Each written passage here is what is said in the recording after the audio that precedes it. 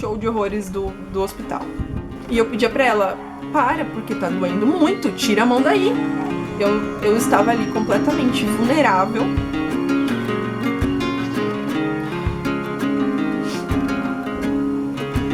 São mulheres. A gente não se respeita. Que olha o que eu tinha feito com meu filho, que ele estava indo pra UTI por minha culpa.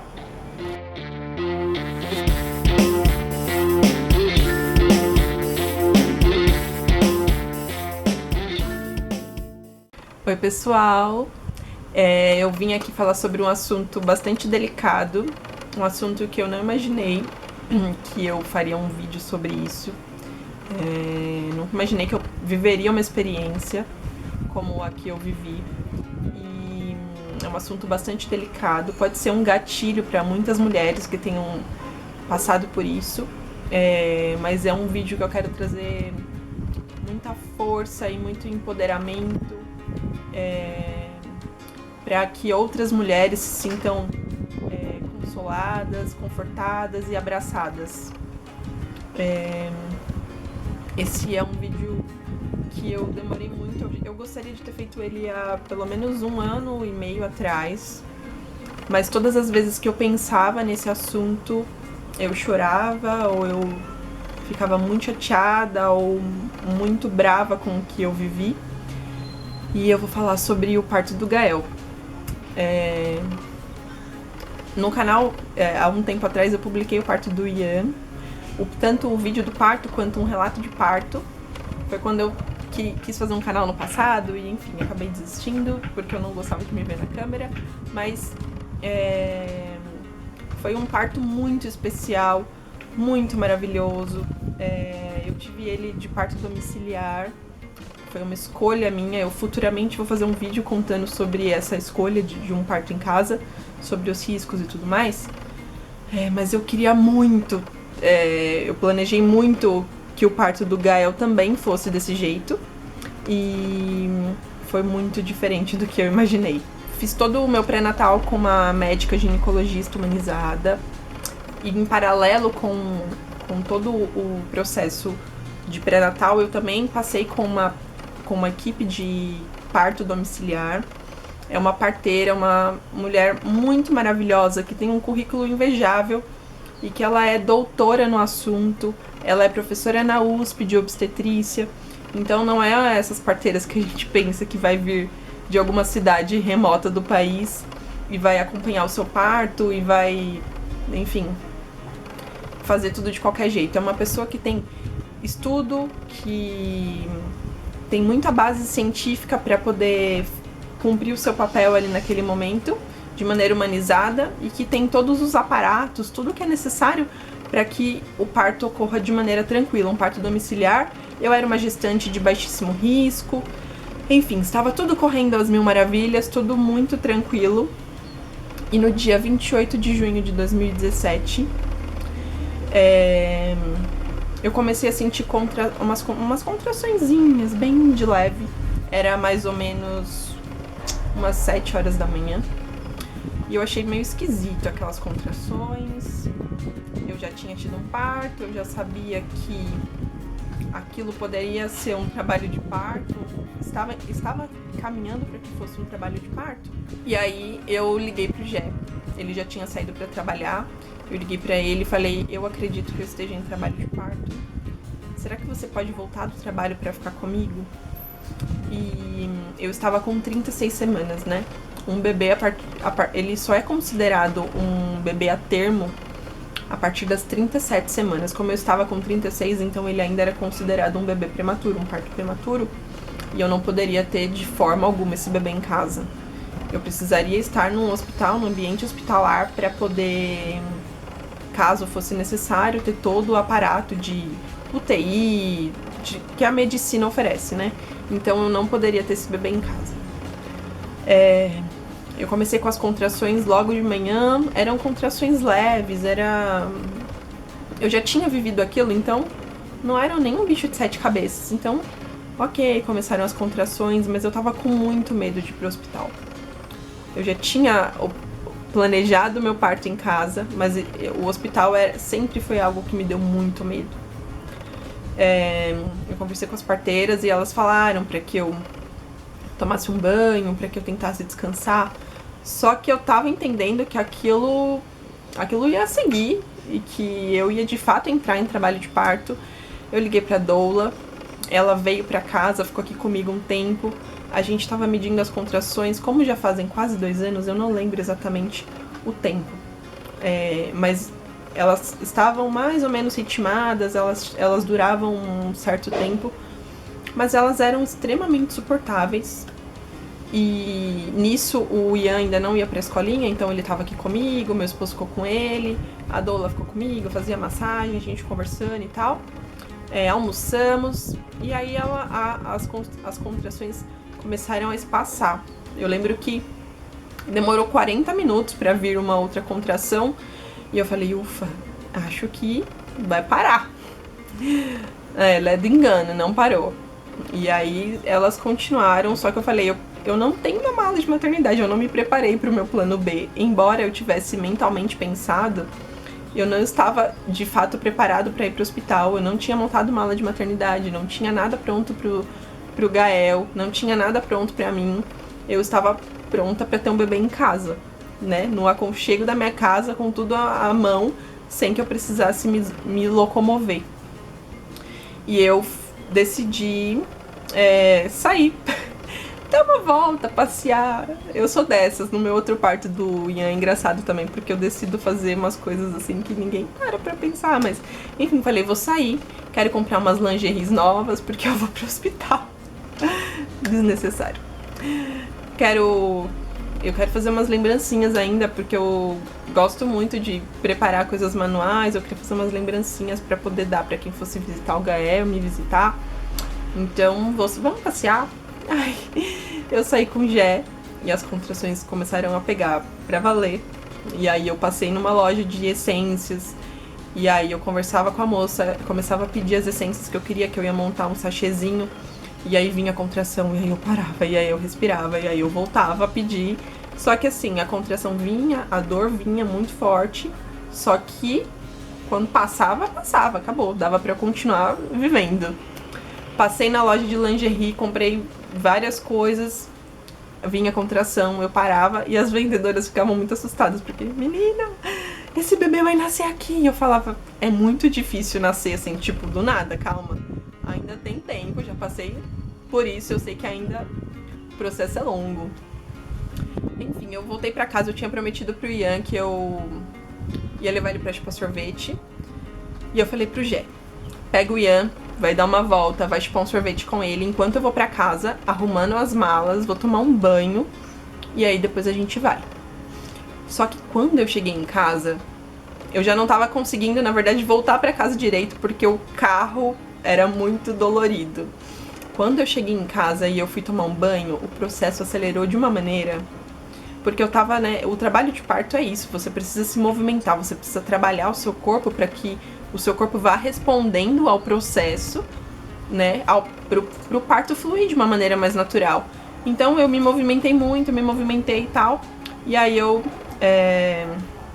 cheguei em casa, fui tomar banho, fui preparar as coisas, só que as contrações já estavam de minuto em minuto.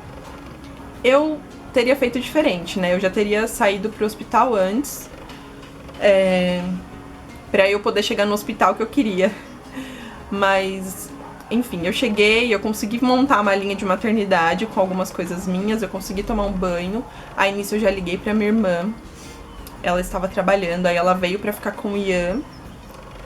Aí o Gé já passou, pegou a doula e nós fomos pro hospital. Isso era mais ou menos umas 10 para 6 da tarde, numa quarta-feira em São Paulo. Imagina. E eu de minuto em minuto, com a contração de minuto em minuto. Contrações extremamente ritmadas, com a duração tinha um tempo também certo, assim, então eu tava muito adiantada no processo, mas eu falava assim, já que eu preciso ir, já que eu preciso viver esse momento, então bora, preciso passar por isso, eu preciso ir pro hospital, então eu preciso enfrentar isso, sabe? Eu não tinha impresso o meu plano de parto. Aí na hora a gente tentou imprimir ainda, eu não consegui. Eu lembro que eu tava saindo ainda, eu falei assim, eu preciso pegar minha maquiagem. Eu voltei, peguei minha maquiagem com a minha malinha e fomos. Pegar Radial Leste, em pleno horário de pico. Mas era contrafluxo, mas ainda assim dá uma travada, né? Eu queria ir pro hospital, pro São Luís do Itaim. O meu convênio na época não cobria o São Luís do Anália Franco. Então eu queria ir até o Itaim. Só que eu moro na Zona Leste. Se eu fosse chegar no Itaim, ele teria com certeza nascido no carro. Não sei se teria sido melhor ou não. Mas eu falei, vamos pro Anália Franco, pro Vitória do Anália Franco, porque é um hospital mais próximo. Eu tinha medo de ir para um hospital público. Eu talvez teria ido para um hospital público ou saído um pouco antes, para dar tempo de chegar no Itaim. Mas também é aquilo, né? Eu ia pegar um plantonista, é praticamente uma roleta russa, assim. Se der sorte, você pega um bom plantonista, se não der sorte, você acaba sofrendo toda uma violência obstétrica. Aí outro detalhe, com a minha ginecologista, o parto sairia quase 12 mil reais e era inviável pra gente na época. Pra muitas pessoas, né? Até o parto domiciliar acaba sendo inviável porque também tem custo, mas 12 mil reais era muito fora de cogitação. Pra quem tem, eu digo assim, é um investimento incrível, seria maravilhoso se eu pudesse pagar isso e ter tido um parto humanizado, mas eu não tinha condições. Se eu tivesse até ido para uma casa de parto, eu também não teria condições, porque foi um parto prematuro, eu teria de qualquer jeito de ter que ir pro hospital. Bom, no caminho do hospital, a doula fazendo muita massagem, aquilo aliviava demais toda a contração, toda a dor. Mas eu tava tão consciente, assim, não era uma coisa que eu saía do corpo, eu tava consciente, eu tava conversando. Eu falava pro meu esposo, você não me deixe só, é nosso direito ter acompanhante, fica perto de mim o tempo todo e tal. E indo conversando no carro, aí vinha a contração, aí aquela dor muito forte, mas eu tava muito consciente do meu corpo. Eu falei, gente, tá muito próximo, ele tá muito perto de nascer. E assim que a gente virou a ruim, assim, já pra estacionar no hospital, a bolsa estourou dentro do carro, rompeu, aí lavou o chão do carro. Ainda bem que a doula falou pra eu levar umas toalhas, eu tava sentada numas toalhas. E aí eu já cheguei, já me colocaram numa cadeira de rodas e já me levaram pro centro de triagem. Diferente do parto do Ian, dessa vez a dor tava bem alucinante no sentido de... Eu gritava bastante de dor e eu sentia que o grito aliviava a dor. E existem até comprovações científicas de que a abertura da boca ajuda a dilatar a vagina. Eu não sei, eu sei que instintivamente eu gritava. E aí me colocaram na maca, eu cheguei na sala de triagem e a enfermeira queria fazer todas as preparações e medir, e falar e conversar. E eu falei assim, moça, ele tá nascendo, eu tô no expulsivo, tá saindo. Só que de forma bem consciente, assim, calma. Só que aí vinha as contrações e aí eles viam que eu tava num processo acelerado, ou pensava que era exagero. Porque conforme eu falava, não parecia que eu estava em trabalho de parto, porque eu estava plena e calma e ótima, e aí vinha a contração, e aí a coisa pegava de fato. Ela pegou e falou assim, então tá bom, vamos direto pra sala de parto. E aí já encontrei, no caminho do centro, eu encontrei a médica que começou a conversar comigo e falou, perguntou como eu estava e tal, e eu falei, tá nascendo.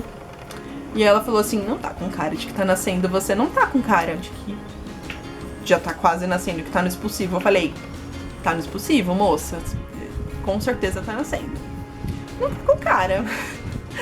E aí vinha a contração e aí elas, uau, tá nascendo. Enfim, me levaram pro centro de parto normal lá. E quando eu cheguei, que eu vi aquela maca, gente, não cabia eu direito naquela maca. E eu que sou magra, imagina uma pessoa que seja um pouco mais gorda. Nossa, aquilo ali, você olha, eu olhei pra aquela maca fria, aquele negócio frio de ferro assim, a gente já brocha.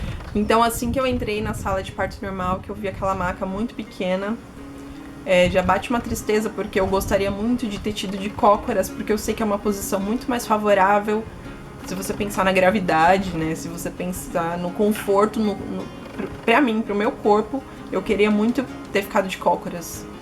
Mas eu tive que ficar deitada naquela posição aquela posição ginecológica, né? E aí o Jé queria entrar, a gente entrou meio que de uma vez, assim, não chegou nem a fazer papelada no hospital.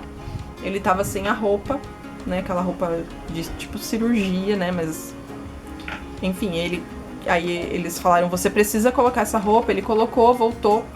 Quando ele voltou, ele olhou pra mim e falou assim, o cabelinho já tá saindo. E era uma das coisas que eu mais dizia, assim, se eu precisar ir pro hospital, eu preciso chegar lá com ele nascendo. Porque eu sei o quanto eu posso sofrer dentro de um hospital, quanto eu posso sofrer violência lá dentro. E aí foi quando começou toda o show de horrores do hospital. Tinha duas médicas acompanhando. Uma médica que já era mais senhora, ela dizia pra mim que ela já tinha 30 anos de obstetrícia, trabalhando com isso. Uma outra que era mais nova, mas eu não lembro muito bem do rosto dela, porque ela tava com máscara. E a médica do lado, ela começou a perguntar sobre o meu outro parto, porque eu tinha comentado que eu sabia que eu estava no expulsivo. E ela começou a perguntar onde tinha sido o meu primeiro parto. E eu não queria mentir, não ia mentir. Só que eu tentei omitir a informação. E eu dava risada. E aí eu olhava pro meu esposo que estava do meu lado e a gente ria e vinha a contração. E aí eu pensava, ela vai esquecer de perguntar isso. Acabava a contração e ela perguntava, onde você teve o seu primeiro filho? E aí eu ria, e aí vinha a contração, e eu achava que ela esquecia a pergunta. E ela falava assim, foi no meio do mato que você teve filho? Por que você não quer me dizer? E aí eu falei, eu tive o meu primeiro filho em casa. E aí ela falou, e por que esse você não teve em casa? Eu falei, porque eu estou de 36 semanas. Parece que isso que eu disse foi como se fosse uma ofensa pra ela, sabe? Eu não sei o que passou pela cabeça dela. Eu estava ali completamente vulnerável a tudo que elas faziam comigo. Eu não podia reagir, eu não tinha reação, eu tava completamente sem ação, né? Você fica... Não tem como você reagir. Embora hoje eu pense, e eu tenho muita raiva, né? Eu lembro assim, penso, meu Deus, como podem ser tão desumanas? Mas eu tava vulnerável naquele momento. E aí elas começaram... eu tinha que ficar na posição ginecológica e uma médica na minha frente, ela ficava com os dedos dentro da minha vagina puxando o meu períneo pra baixo. E isso é uma dor tão alucinante, é como se você duplicasse a dor do que é um parto natural. E eu pedia pra ela, para, porque tá doendo muito, tira a mão daí. E ela falava, mas eu tô te ajudando, porque eu tô protegendo o seu períneo. Eu falava, mas para, tá doendo, tira a mão daí. E a médica do meu lado dizia assim, eu sei o que eu tô fazendo, eu já tenho 30 anos de profissão. E aí eu queria ficar com uma posição em que a perna não ficasse pendurada naqueles negocinhos, assim, não sei o nome daquilo. Eu queria ficar com a perna caída. E eu fiquei com a perna caída e ficavam, a perna dela tá errada, tira a perna dela daí. E aí ficavam, tipo, tira a perna, e puxa a vagina pra baixo. E a outra no meu ouvido falando. E vinha a vontade de fazer força, eu naquela posição ginecológica deitada, e a dor era alucinante, eu não conseguia viver aquilo. Era quase eu tava quase implorando gestalmente pra me deixem parir em paz. Eu só tô tendo um filho, é só um filho, gente. Sabe, mas ninguém entendia. Parece que ninguém tava pronto pra...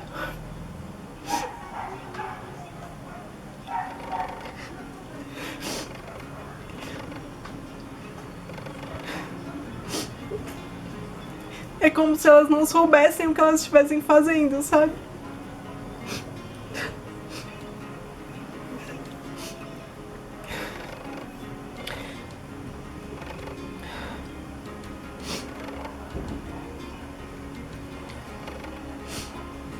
Eu sei que foi tão show de horrores, assim, elas falavam tantas coisas. E o meu marido começou a passar muito mal do meu lado. Ele começou a enjoar, ele começou a querer vomitar, até ânsia. Eu não sei nem se ele chegou a vomitar. E aí eu já não tinha mais ele perto de mim. E eu tinha um monte de mulheres em volta de mim, dizendo que eu tinha que fazer força, que olha o que eu estava fazendo com meu filho, que eu poderia fazer alguma coisa de errado, que ele poderia ter uma sequela porque eu não fazia força, porque eu fechava a perna, porque eu estava com medo. Até que o final do processo,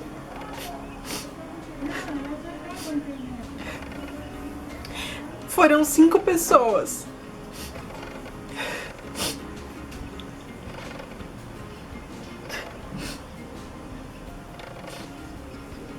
Ao todo foram 5 pessoas, tinham 2 médicas.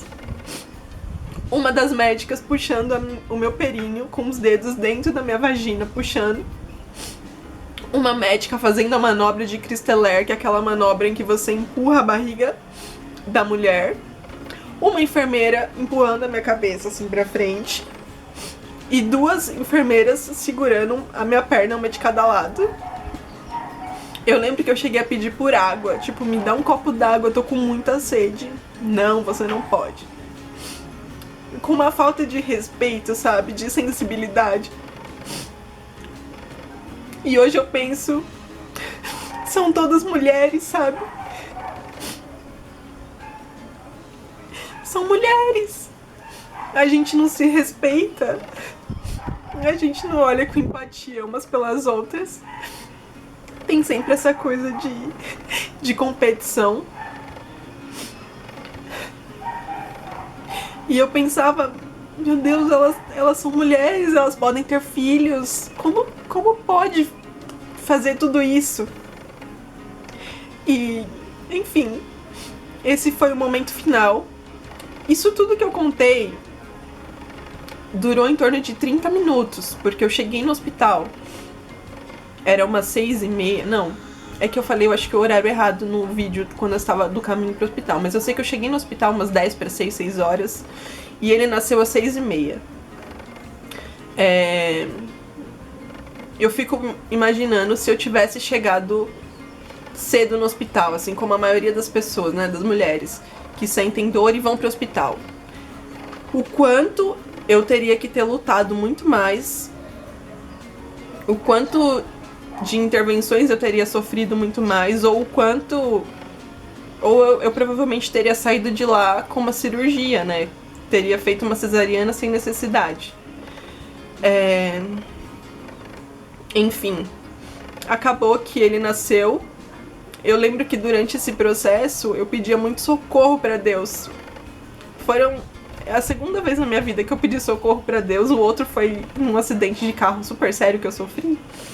Mas eu pedia muito socorro pra Deus. Eu gritava muito na sala de parto, porque aquele ambiente completamente desfavorável pro momento. E enfim, acabou que ele nasceu. Ele nasceu meio que desfalecido, assim. Ele não tinha muita energia. E eu acredito que por conta de todo esse processo eu não conseguia respirar. Eu não conseguia passar oxigênio pro bebê. Eu tava sofrendo pressão psicológica. Eu tava sofrendo agressão física. Não foi natural, sabe? Não foi natural. Aí ele nasceu meio desfalecido. Ele nasceu com Apgar 7 e 8. Essas são as notas dos bebês, né? O ideal é que ele nasça com nota 10 e 10. Ele nasceu com 7 e 8. E aí ele ficou num cantinho chorando, com a respiração bastante alterada. E nisso já tiraram meu esposo, porque ele precisava fazer a papelada. E eu sei que nós temos direito, como mulher, as mulheres grávidas, nós temos direito a ter um acompanhante antes, durante e no pós-parto. Mas por uma questão burocrática, tiraram ele de perto de mim e me deixaram lá, chorando.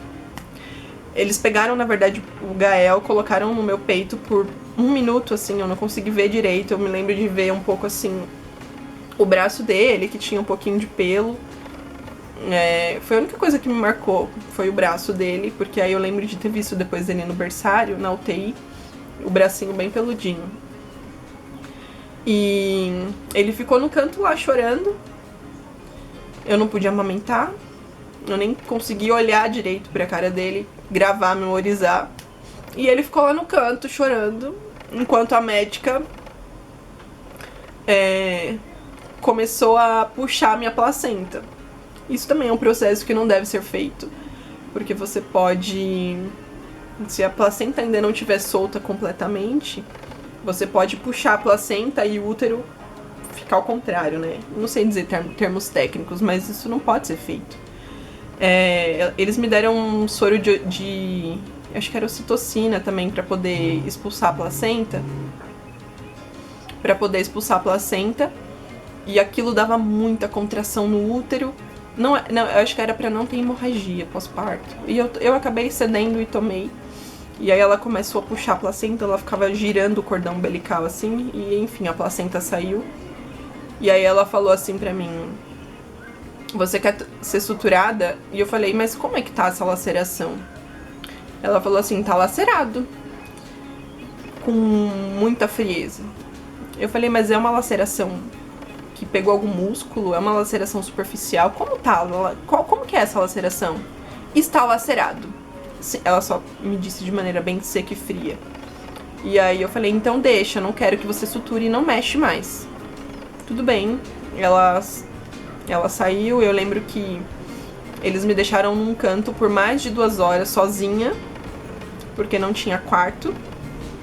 E eu fiquei lá chorando sozinha, enquanto eu ouvia uma das médicas dizendo que ela se sentiu como se ela tivesse se sentido diminuída, porque ela já tinha 30 anos de profissão.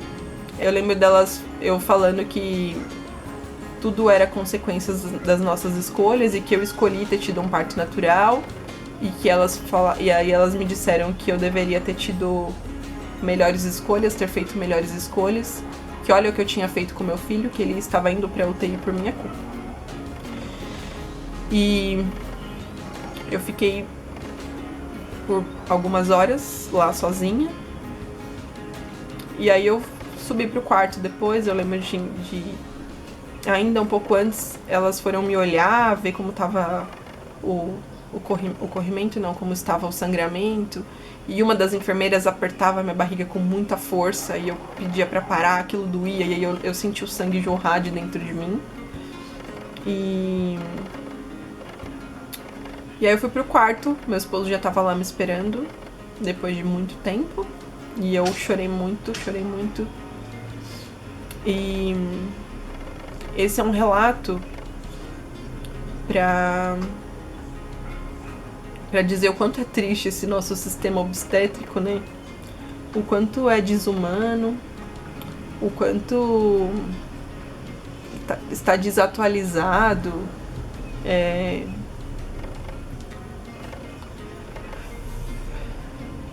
E é um vídeo para que todas as mulheres possam ver.